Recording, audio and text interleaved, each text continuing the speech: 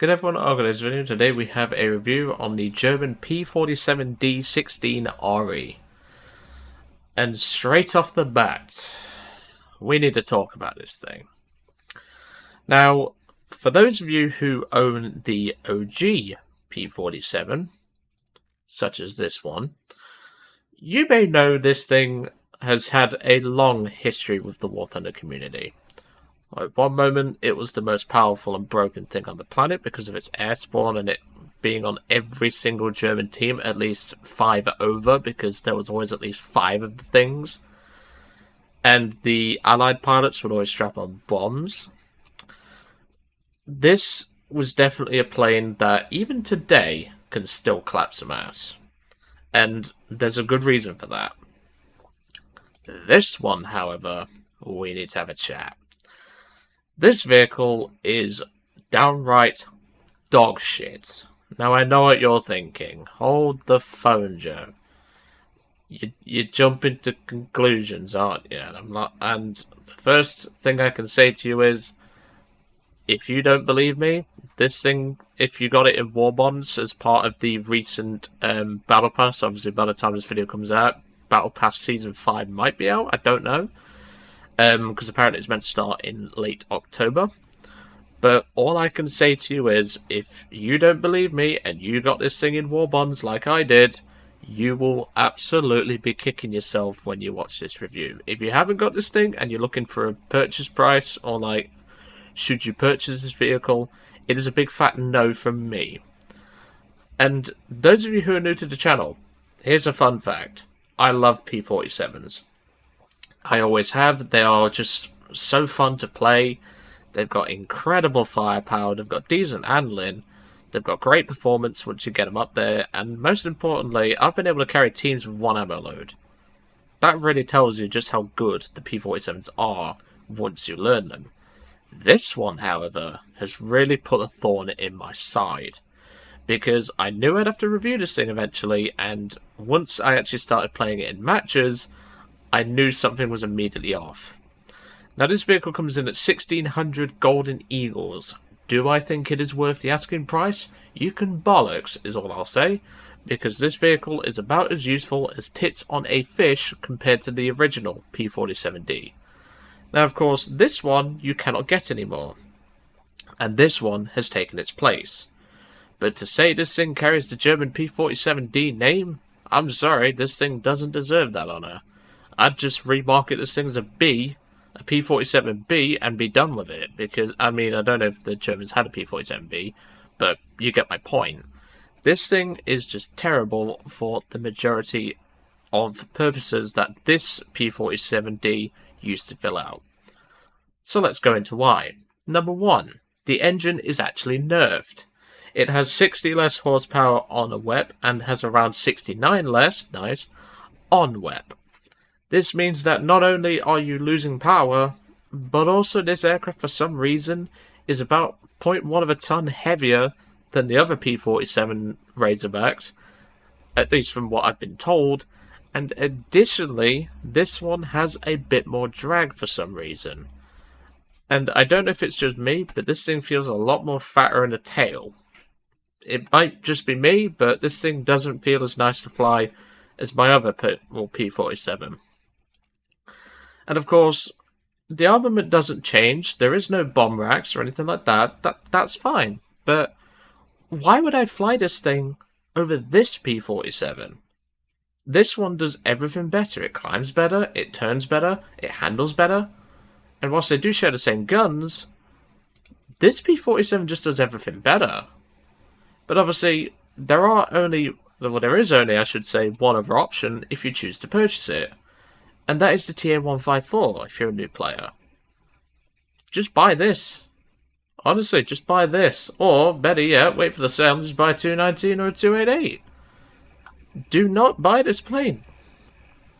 Plain and simple, this plane sucks. And yes, I'm going to be showing an okay match. I mean, it's not the best match I had in this thing. But it perfectly demonstrates what is wrong with the plane compared to other P-47s. So yeah, all I'll say is do not buy this thing, even on half price. And yeah, this vehicle is just not worth it. If you can get it in War Bonds for free, do it. That's how I got mine. But just do not buy this damn thing. Anyway, instead of listening to me ranting and raving, let's get into the battle and let's get cracking, because Jesus Christ, this thing is horrible. And I don't normally say this about planes, but considering this thing is actually priced higher than the old Thunderbolt, and it's worse in most categories, I'm sorry, but this is a rip-off. And I don't know how Gaijin can sleep at night offering players something this shit compared to the old one. But don't worry.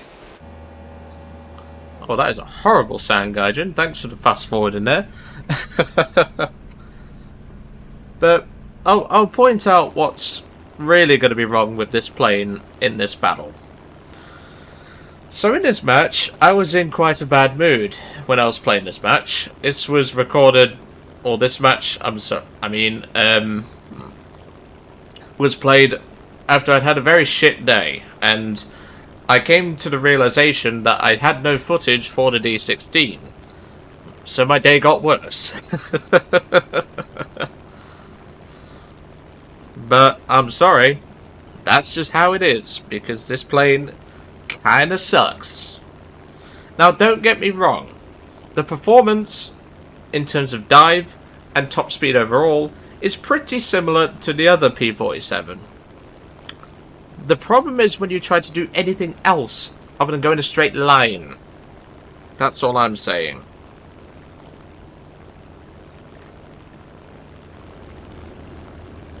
So yeah. So since we still have the bug where I can't show airspeed or altitude in replays at the minute, I really wish Gaijin would fix that crap.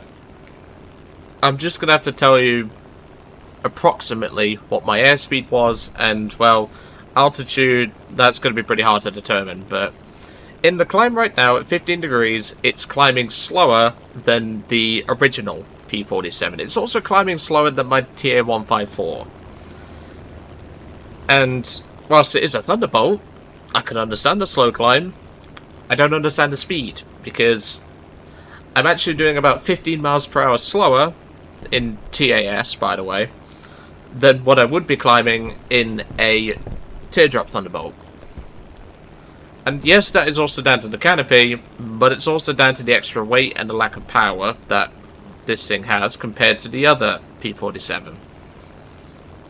And I know someone's going to come onto this video and just say, you're just ranting and raving about this vehicle, it's still good. Yeah, the guns are and the speed is. By that logic, a TM154, well sorry, not a TM154, TM152C3 should be better. But no, the C3 is crap, as far as I'm concerned, because the C3, in my opinion, is just worse than the H. Why would you fly the H in this day and age when the C... Oh, sorry, why would you fly the C in this day and age when there's the H? And given how much more... how many more super props we've had added lately, you're going to need to fly the H to compete against them. The only reason why you choose the C is if you want to embrace your inner Sonic the Hedgehog. But anyway, we've spent a couple of minutes climbing now, and this is where the enemy team is just going to be on the deck. And all I'm saying is that there isn't much to this match. I mean, I'm engaging low altitude threats. There really isn't much to say. But of course, I'm even going to get nearly killed by these guys purely because of the poor handling. So I pull back up after getting some airspeed, because obviously Geronimo is coming in to try and protect his teammate, which is good for him. And I'm trying to roll the plane and get shots on target, which I managed to this time. But I believe it's the next engagement which you're going to want to watch for. See, that engagement is a perfect example of how this thing can work. But then we're going to see one where it really struggles. So remember, I'm going much faster than that A-21 down there. And see, he still has a bomb strapped. I'd like to point that out. He still has a bomb strapped. And whilst I do go for a bot, again, he still has a bomb trap for the moment. He drops his bombs on those ground targets, and he pulls it into the vertical. I splash him, but then his teammate in another J-21 that Amogus is watching, he's going to be the one we're going to be focusing on. As you saw though, the guns are perfectly fine. The guns are the same as the old P-47. And for a new player, they're arguably better because the TM154 30mm can be hard to aim. For a new player, that is. For me, it's a walk in the park. But this is what I'm having to do. I'm having to clap bots. Just because I don't really want to go near any of the enemy fighters because of just how bad this thing is. So this is where the dogfight begins. It's me versus a J-21. I throw a quick burst and get out of the way. We're both God of Wars because we're both level 100s. And we both had a lot of experience in the game. But in that one vertical maneuver, so that I can get above him, I have bled most of my energy. If I was in any other P-47, and here's where the awkward handling gets into effect, the tail was just not working for me there, and I am bleeding so much speed, I nearly lose to this guy, yet I had an energy advantage. Purely because I bled that much speed trying to get the advantage in the vertical, because obviously I can do better in the vertical when I've got more airspeed than him. But that's the catch. This thing just bleeds so much. And there we go. If I was in the old P-47, he'd be dead twice over. Because I'm in this one, I just can't. But luckily, he goes down trying to dodge the LA-5, and that's my third kill. Well, third kill for players. For bots, well, I don't know. You can keep track of that at home, or something like that. So I'm engaging the bots now, and of course, I've got to watch that back gunner of the bot. And even he's having a good go, trying to shred my ass. Luckily, I do manage to take out the gunner on that aisle 2. And this is where I come to the realization we need some tickets, because our team is struggling quite a bit. So, this is where I decide to target the armoured cars, and this is where this thing does redeem itself, is its ground pounding capability. It's the same as the German P-47, and it absolutely mows down light targets like it's going out of style. However, this is where the real threat comes in. The XP-50. Which, by the way, at the time of this battle, was not 4.0. Which means sometimes you might get a 5-0 match and you might get away from that thing. Not anymore. That thing is 4-0 now. You will meet that thing constantly. And it will whoop your sorry ass back to the hangar before you can say spaghetti bolognese. And of course, the spotting system was not in my favour there because that Spitfire was only seen until the last second. One hit from the Spitfire's 20mm cannon took my wing to bits and also blew off one of my landing gear. As well as damaged one of my, my engine as well. I forgot to mention that. And also my pilot, who is heavily wounded. If he takes one more bullet, he's as good as dead. But this is where the handling of this thing really takes its toll. This thing is listing so hard, I might as well be in a battleship when it's been hit by a torpedo. And I'm trying to bring it around to help my team, but I just cannot bring it round. I'm really struggling here, and I want to help my team with the Spitfire. Yes, an ITP and an LA-5 can more than handle it, but that's just what I want to do. I want to help my team. But at the minute, I'm barely keeping this thing in the air. And as I said, if I was in any other P-47, I would not have this problem. Here's my final contribution. That pillbox. And there we go. There is a slight sound bug. I just heard that. I don't know if you guys heard it. It appears to have gone now. So for 1600 golden eagles, I am sorry to say, but this thing is an absolute rip-off for that price. Even at 800, I wouldn't buy this thing. Just do everyone a favour and buy the TA-154. It will do you so much better than this thing.